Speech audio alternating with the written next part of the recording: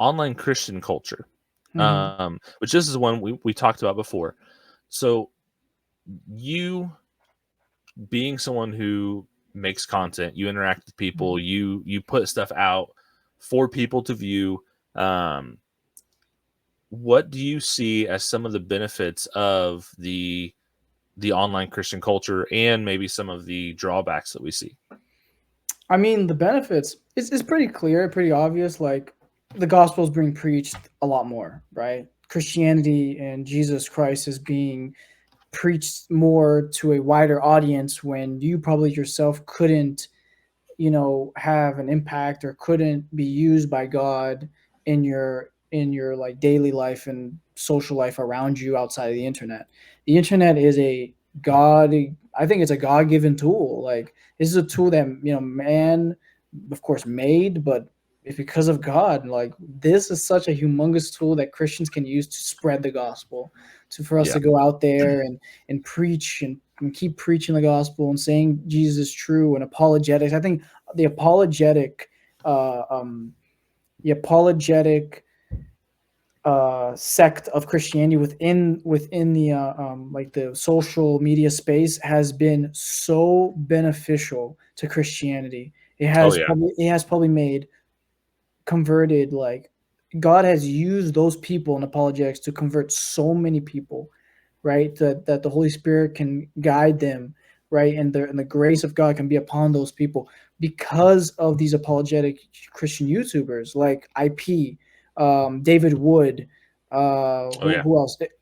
Wesley Huff, I would say Wesley Huff on Joe bro, Rogan, like huge, that is huge. probably the furthest reaching gospel presentation in the history of the world. It is humongous what he did. That is the biggest podcast in the world, and that guy was a true Christian who preached Christianity to Yep. millions of people. So I'm just like this culture, the social culture, social media culture has been an amazing benefit to Christianity. Now we can look at the drawbacks, right? Look at Yeah. the big draw, and I've been the front and center of these drawbacks because of my videos, because I'm a very passionate guy. I'm a very zealous guy. A lot of people tell me that I'm a very zealous and passionate guy for what I believe. So when I make videos, I come out as very like aggressive because of I really am passionate for these things. Right? I'm passionate for the Lord, so it's just gonna go and show. So What was you had one that really it bumped you up from like I think 700 to over 1,000 in a very short amount of time. It was like the five dumbest things about Islam. Islam, yeah. The five dumbest things about Islam, which was it blew up my channel, blew Yeah. it up. That was like 15, 16K views, like just crazy. I gotta do like a part two. Like I just know that's crazy. There's so many dumb things in Islam. It's Yeah. insane. So it's like the drawback to this, like within Christian social media culture, has been it's like tribalism. It's almost very tribalistic. If you are not in my camp, you are not a Christian. You are a heretic. You are the worst person in the world. You are damned to hell. Like Hmm. that is insane. Like that is insane. The amount of tribalism, because like, for example, I don't see that like in my day to day with interacting with people that don't believe in like what I believe. Right? Yeah. They can have a strong disagreement with me, but they're not going to call me a heretic to my face. They're not going to say anything to my face. Maybe they believe that, maybe in private, but they don't say that to my face. They may like, oh yeah, I just don't disagree. I just don't agree. I don't think that's right. But like you go on online, like people will throw crap at you like it's no tomorrow, and they're gonna damn Yeah. you to hell. Like they deem themselves God and damn you to hell straight from there. And I'm like, whoa, like that is insane. Like for example, the rapture video I made was probably the biggest, bigger than the Pentecostal video, bigger than the Islam video. Like that video gave me so much pushback because I said that the rapture is not biblical. That was the biggest pushback I've ever seen. Like so many people in the comments were like, "You're going to hell. You're wrong. Look at this verse. You're bad. You're going to hell. Oh my goodness, what a heretic." I was like, "That's not good." Yeah. That sounds like Trump. Not good. And then Like they were going crazy. It was so bad to the point where I had to make a separate video on Instagram addressing like, hey guys, I I don't understand why this is such a big deal to the point where you're damning me as a heretic. Like this is such a tertiary, whatever it's called, a tertiary issue. Yeah. Like, why are you guys so insane on this? Like, this is crazy. Like, you guys are Yeah. going insane style on this, and it was such a huge thing. So, like, that's the drawback. There is a lot of criticism, and it's not like loving criticism. It's a lot of, oh my, you're a heretic. You're horrible. You're Yep. bad. And I'm like, whoa, what the Yeah. heck? Yeah. And No, I've they would seen never say that, and they would never say that to my face. Like they would never say no, and that's I think of I saw it years ago on I think it was on Facebook, but it was a quote said social media has made way too many people comfortable with running your mouth and not getting hit in the face. that. Um, it's, I mean, it's true. You know, we still, I think, there's a lot of Christians that wouldn't, even if somebody was saying those things to them in person. I think there's a lot of people that wouldn't, but there's people are not going to do that when there's even the possibility that someone's going to retaliate like that. Yeah. Hmm.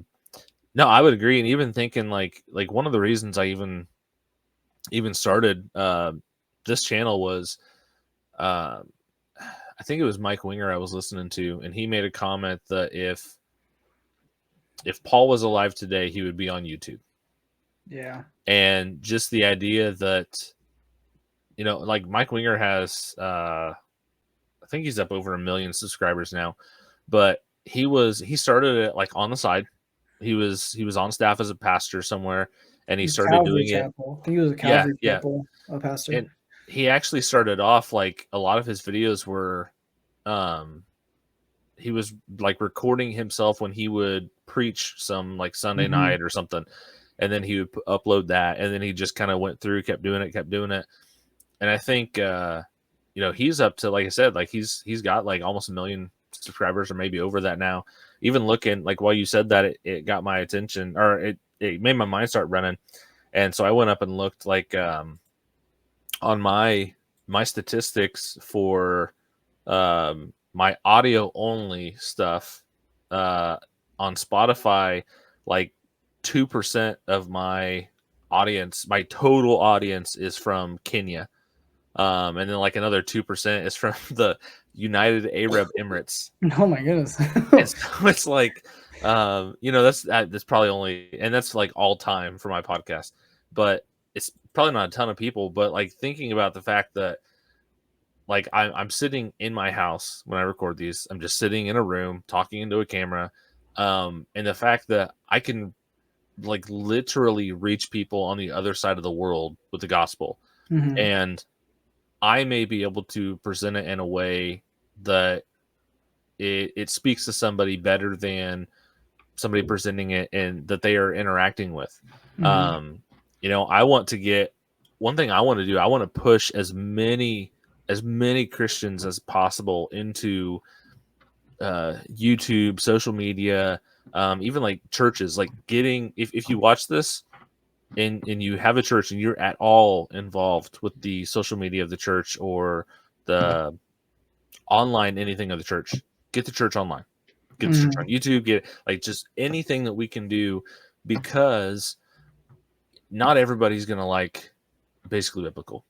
Not everybody's gonna like Guy Vaz. Not everybody's gonna like Mike Winger or you know Yeah. whatever. So if we get as many solid biblical teachers out there as possible, we increase the chances of that one that maybe speaks to them just the right way, that actually connects it, like it makes sense to them, it catches their attention, it brings them to a saving faith in Jesus.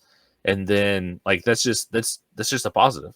Like I think and I do think that the Christians online for the most part have done well with this, not seeing it as a competition, not seeing it as, you know, I don't want to bring up Guy's channel because then somebody may watch your channel.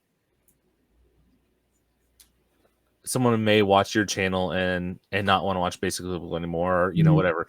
If it's something that's going to connect with somebody and it's going to bring them to Christ, if they, I even say usually, like, if I only recommend one channel, it's not going to be mine. If I can only recommend one channel for you to watch, it's probably going to be like a Mike Winger, or somebody like maybe like a Wesley Huff, or Inspiring Philosophy. Yeah, probably they have a lot more resources. If there's only one person that you can watch, I'm going to tell you, go somebody else. Like, not saying like I'm not preaching the gospel like we should or anything like that, but like, it's not even about me growing. It's not about like what I'm doing growing. And that's something I think at least a lot of the Christian like creator types that I follow and stuff do well. I was just about to ask a question and I lost it. I was going somewhere with that whole thing and I just completely lost it. I don't know.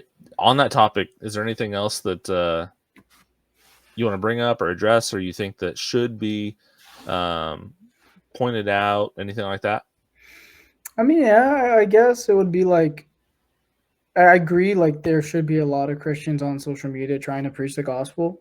And like you said, these should be solid biblical people going up there and teaching, because not everyone's called to be teachers. Not everyone's called to be preachers, like to that extent, right? Of course, we're all called to preach the gospel, and that could be like in a very simple way. It could be just actions that we do. It could be preaching the gospel, like being a good person. Could be you like, oh, you know, like I went and I helped some lady cross the street, and the person that another other person across the street knows I'm a Christian. I did something so good, and and in their mind they believe Christians are bad, and that could have just changed their whole view of a simple action, and then they could look into Christianity, and through that action they become Christian just because of a simple thing.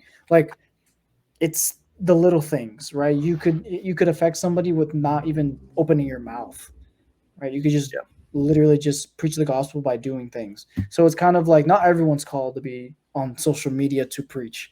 You know, it has to be solid people who's good with a camera, who knows how to speak to people that's in front of them. Because if you get somebody that might be like, I mean, they're just winging it, right? They don't know. They're not looking into it. They're not studying. They're kind of like a relatively new Christian. Like, the quality is going to be pretty poor. They're going to fall in a lot of error that they might be oblivious to, or just ignorant to, because they just don't know that much, and it's not their fault. It's just they don't know.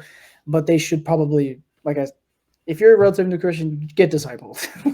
Get under somebody who knows what they're talking about, so that then when you get mature in your faith and you feel comfortable with what you're saying, then go out there and preach. Yeah, and that's so maybe a good distinction too, that you know, not everybody that does something on like YouTube or social media or something like that, it doesn't have to necessarily be sitting down and teaching the Bible. You know, if you have, I don't know, if you're have a gaming channel, if that's something that you enjoy doing, you want to do it, and you're a Christian, you can still show Christ through that, and you can still, that is something that I think, even not like necessarily like specifically gaming, but other stuff like that, I think is something that it can be just as important, because one of the, I think, biggest things that's going to drive people back to the church and back to Jesus is going to be us as Christians affecting culture. You know, I'm a big fan of C.S. Lewis, and C.S. Lewis has a quote talking about like writing, when he was writing the Chronicles of Narnia, and writing a book that had these Christian themes, like overt Christian themes in it, but kind of masking it as Fantasy.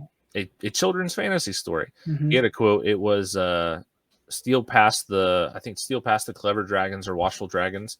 But the idea that people are on guard for Christianity, and they can be on guard and not want it. But if you do something that is just a good story, that can kind of get past their defenses, and then you can be kind of, in a way, softening their heart towards the gospel without even realizing, without them even realizing that they're having their heart softened towards the gospel. Mhm. Or even think of like Joe Rogan. We talked about him already, but Joe Rogan, going back to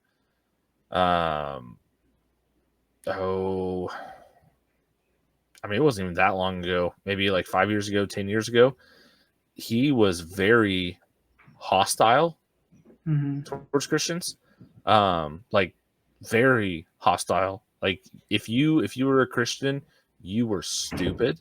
You had no idea what you were doing, no idea what you're talking about. And now, I mean, he just had Wesley Huff on talking specifically about Christianity. Crazy. And it's like 3 hours talking about the validity and historicity of Christianity. He got a solid guy too. That's what surprised me. He didn't get like a Benny Hinn or something. Like, he got a solid biblical guy to freaking go on his podcast. I was so happy. I was like, oh my god, he finally got somebody good. Like, that doesn't like butcher the gospel.